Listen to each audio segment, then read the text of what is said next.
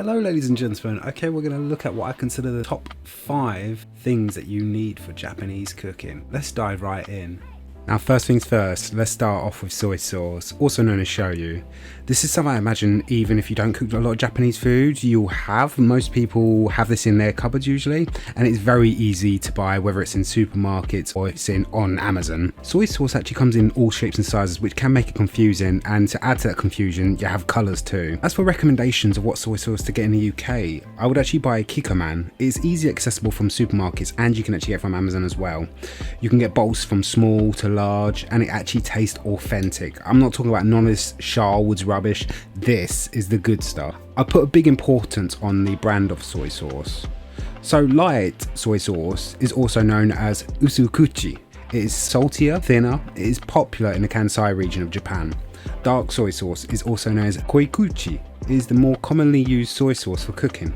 As for light versus dark, I would just stick to dark soy sauce at the start, as it is rare you'll be needing light soy sauce. Okay, number 2, mirin. There's actually 4 types of mirin, maybe more, but we'll be focusing on 2 of these, Aji mirin and Hon Mirin. Now mirin is a sweet cooking rice wine that is actually used in a lot of Japanese cooking to add that sweet and complex flavour. The difference between these two is Hon Mirin translates to real mirin and contains about 14% alcohol.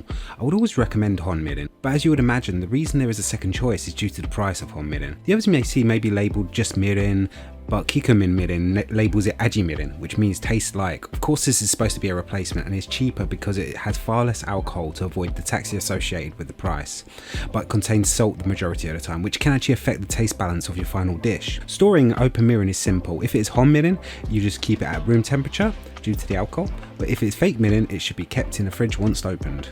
I'll put links below for potential brands you can get in both varieties. Okay, number 3, sake or cooking sake. If you're unfamiliar with sake, get familiar because you are missing out on one of the most enjoyable treats. Enjoyed cold or hot, this alcoholic beverage is used a lot in Japanese cooking. It helps tenderize and remove smell from meat and fish while providing an umami and sweet taste. It can be used in broths, loads of stuff. So yeah, there is another one with choice. As you imagine, just like mirin, this has a similar difference, but for sake versus cooking sake, I would say either is fine.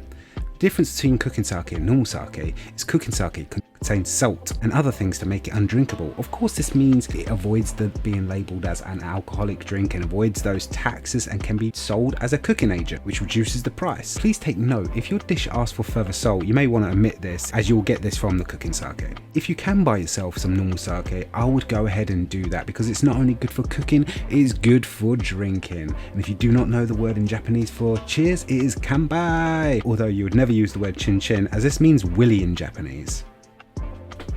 Now number 4, an important one, here we go, dashi. So what is dashi? Put simply, it is the building blocks to your Japanese food. Where a lot of Western countries opt for chicken, beef or even veggie stock, Japanese opt for dashi. It is their own take on stock and is made from different ingredients depending on the variant. This may include kombu, bonito flakes, etc. But if you want to know more about these, I'll cover these in the future. There is many ways to make your own dashi broth and many varieties, but as a starting Japanese cook, you may just want to go for the instant dashi. Now, it is quite accessible through websites like Amazon or Japan Centre, as I mentioned in a previous video. I would say if you want to cook most Japanese dishes, this is one of the things that will be likely included, so ensure you always stay stocked up. The way I would describe the taste is just think about the ocean. When you smell and taste dashi, this is where this will take you straight to the ocean. It does also contain quite a high amount of sodium, which provides that umami taste to this. You'll notice a trend of salt in a lot of Japanese food. I'm convinced, just like salt preserves food, I'm sure it preserves the Japanese nation, hence the youthful looks and longevity of lifespan. And last but not least, number 5, miso paste. This is made from fermented soybeans. The soybeans are actually mixed with salt and koji. This has become more available in the West as time has progressed due to the popularity of Asian cuisine and the health benefits that come from it. Now once again, we have a huge range of miso, and which one is right for you will come down to the recipe. The 3 main colours you may hear is red, also known as aka miso, yellow, also known as shinshu miso, and white, also known as shiro miso. I can't tell you specifically which colour or brand to get because there is so many out there.